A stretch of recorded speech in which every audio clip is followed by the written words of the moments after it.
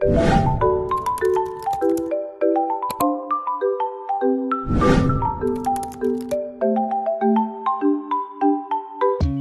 sampling is a method of selecting a sample from a population where each individual has a known non-zero chance of being selected. Types of probability sampling. First is simple random samples. First random sampling is every member of a population has an equal chance of being selected.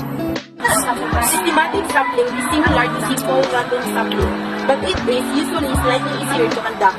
Every member of population is listed with a number, but instead of randomly generating numbers, individuals are chosen at regular intervals. Stratified sampling involves dividing the populations into subpopulations that may differ in important ways. It allows you to draw more precise conclusions by ensuring that every subgroup is properly represented in the sample. Cluster sampling also involves dividing the populations into subgroups, but each subgroup should have similar characteristics to the whole sample. Instead of sampling individuals from each subgroup you randomly selected.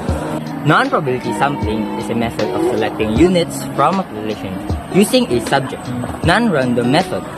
Since non-probability sampling does not require a complete survey frame, it is a fast, easy, and expensive way of obtaining data.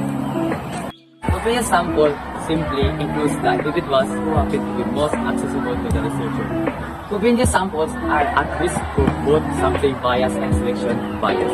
Voluntary response sampling, similar to a convenience sample, a voluntary response sample is maintained based on ease of access. Instead of the researcher choosing participants indirectly consenting, their people volunteer themselves. Purposive sampling. This type of sampling, also known as judgment sampling, involves the researcher using their expertise to select a sample that is most useful to purposes of the research. It is often used in qualitative research. Snowball sampling. If the population is hard to access, snowball sampling can be used to recruit participants via other participants. The number of people you have access snowballs as you get in contact with some people. The downside here is also representativeness, as you have no way of knowing how representative your sample is due to the reliance of participants recruiting others. This can lead to sampling bias. Quota sampling relies on a non-random selection of a predetermined number or proportion of units. This is called quota.